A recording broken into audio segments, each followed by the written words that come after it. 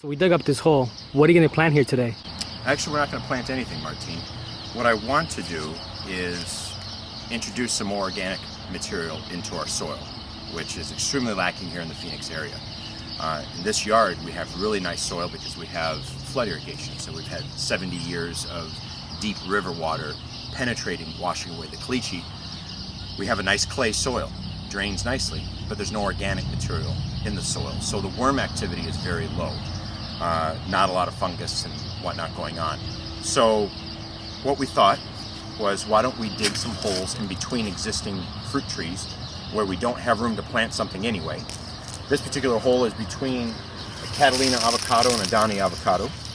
And the thought is that this will act as a slow release food time capsule. And over time, as that decomposes, the same time the roots from the surrounding trees will grow towards that. And when they find that, they're going to have a pleasant surprise. So we've dug this hole here, about a 2 by 2 by 2.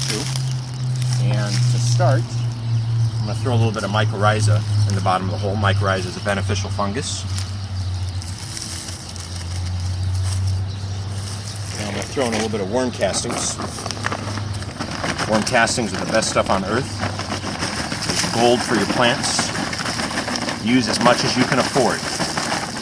You can never overdo it with worm castings. Next, I've got a little bit of a locally made compost here.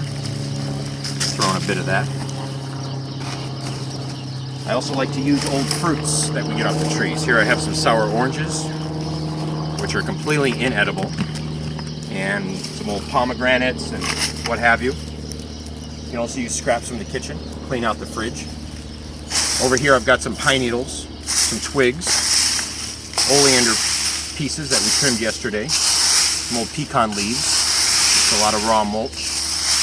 And what this is going to do is going to provide what I call a buffet for the microbes. Now they've got something to work with.